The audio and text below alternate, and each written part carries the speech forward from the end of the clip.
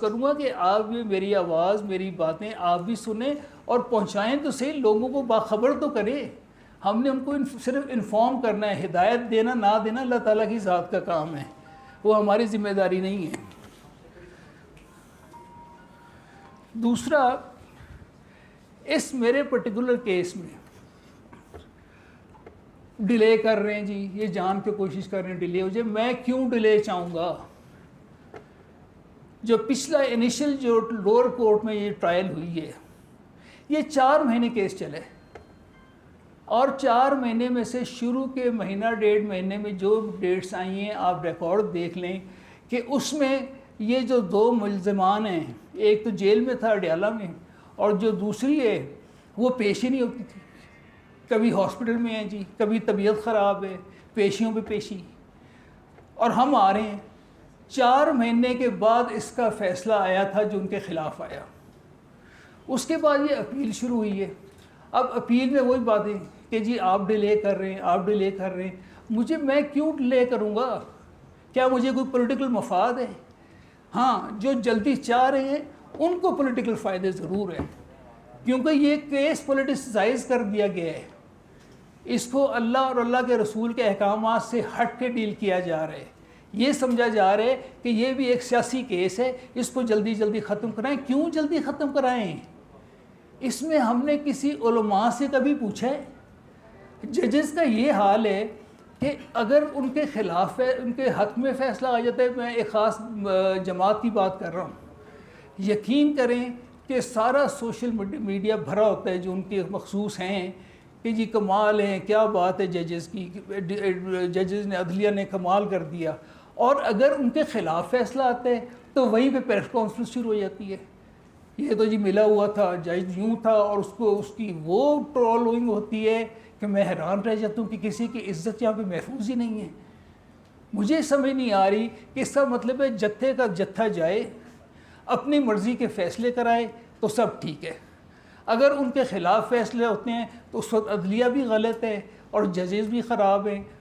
अब ये डिलेज़ का मुझे फ़र्क क्या पड़ जाना है? ये फ़र्क आप लोगों को पढ़ना है, हमारी कौम को पढ़ना है। अगर हम ये फ़ैसला करवाते हैं, हमने आज तक इस्लामिक आइडियोलॉजी काउंसिल से पूछा है कि हमें मशवरा दें, आप बताएं। सलमान अकरम राजा को तो ये भी नहीं पता कि 39 दिन के बाद होता क्या है। वो एक जजमेंट लेके बैठी हैं।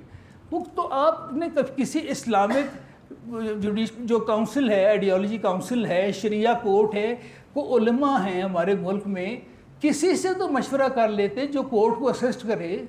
इधर कोर्ट की असिस्टेंसी कोई नहीं है। उसके बाद मेडिकल बोर्ड होना चाहिए कि जो बात करें कि जी कौन सी औरत है जिसके 39 डेज़ में 3 महीने पूरे हो जाते हैं। मुझे बताएं तो सही। मैं उसके साथ 28 साल गुजारे हैं, 5 हमारे बच्चे हैं। अल्लाह के फजलो करम से एक वक्त भी ऐसा नहीं था कि वो कभी बच्चे तंग हो, वो तंग हो या हम तंग हैं। ये एकदम ऐसा बड़ा सान्या हुआ है। हम क्यों चुप हो गए? इसलिए चुप हो गए कि कभी किसी के घर में, अल्लाह ना करे कभी ऐसा वाक़या हो जाए ना, तो वो शोर उठ के नहीं करते, जाके बाज़ारों मोहल्लों में जाके ऐलान नहीं करते कि मेरे घर में ये हो गया। इज़्ज़त की कोशिश करते हैं, उसे छुपाते हैं, बचाते हैं। मैं जब मेरे पे जब केस बना, मैंने 1.25 महीना 1.5 महीना जब जेल से निकला हूँ, उस वक्त ये एक केस चल रहा था जिसका मैंने देखा कि ये तो पब्लिक हुआ पड़े। हमारे घर की बातें टीवी पे आ रही हैं, हेयरिंग्स हो रही हैं। उस वक्त मैं कहा यार मैं क्यों ना जाऊँ, फिर अगर हर चीज़ ही ओपन हो गई है तो क्यों ना करूँ। पहले मैं अपने लिए कर रहा था, लेकिन यकीन माने मैं अब अपने लिए नहीं कर रहा हूँ। मैं हारूँ जीतूँ मुझे फ़र्क ही नहीं पड़ता। मैं पहले 4-4.5 साल हम हारे ही हुए थे। मुझे आज की जीत से मुझे कोई हार नहीं पड़ जाना मेरे गले में कि आज हम जीत गए, मुझे कोई फ़र्क नहीं पड़ता। लेकिन मुझे दुख ज़रूर होगा। मेरा ईमान है कि मेरा अल्लाह के रसूल अपने मामलात, अपने अहकामात को नीचे नहीं दिखाएगा, नहीं होने देगा। ये मेरा आपसे वादा है। वो जाने जिनके मामलात जाने। हमने इस केसेस में जितने कुछ जजेस अंडर स्ट्रेस हैं, जितनी भी, मैं बहुत सारे लोग मौका मिले, मौका दिया गया कि आपके सामने, कौम के सामने पेश होके जो हमारे मामलात चल रहे हैं उसके बारे में जो वजाहत आप चाहते हैं वो मैं दूं और सिंसियरली दूं। लेकिन मैंने आप लोगों की और माशाल्लाह जितने भी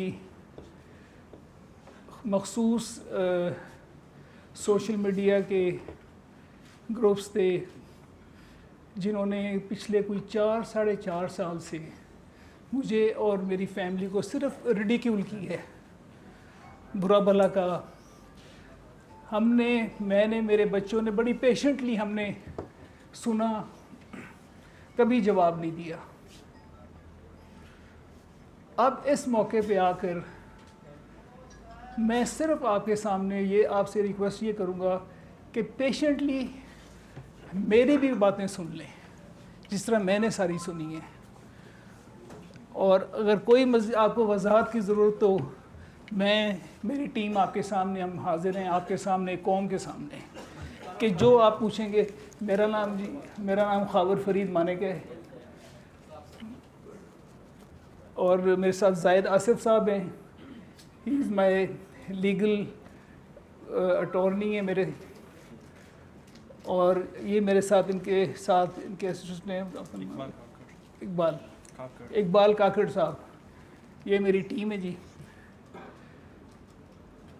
मुझे तजर्बा नहीं है इन चीज़ों का, लेकिन एनीवे मैं बिस्मिल्लाह करूँगा। अब मैंने आपसे रिक्वेस्ट की है कि आपने पेशेंटली प्लीज़ सिर्फ सुन लें, और उस शुरू करने से पहले जो असल हमारा इशू है, जो केस चल रहे हैं, जो चल रहा है दौरान इद्दत निकाह का, और जिसमें मुल्ज़िम और मुजरिम इमरान न्याज़ी और बुशरा हैं, उस सिलसिले में मैं थोड़ी सी ये पेश करूँगा। एक ऑडियो आपने सुननी है और सिर्फ ये 2 मिनट आपने देने हैं, उसके बाद आगे मैं उस पर वजाहत करूँगा।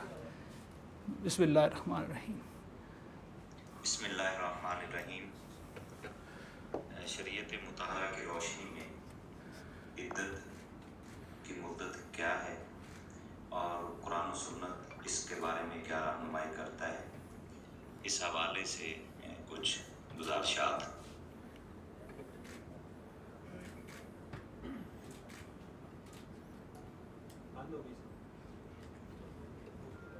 को ज़रूरी समझा। नबी रहमत सल्लल्लाहु अलैहि वसल्लम पर नाज़िल होने वाले पाक कलाम में सूरह तलाक के अंदर जब हम देखते हैं तो उसमें इद्दत की अहमियत बयान करते हुए अल्लाह रब्बुल इज़्ज़त ने फरमाया कि या अय्युहन नबिय्यु इज़ा तल्लक़्तुम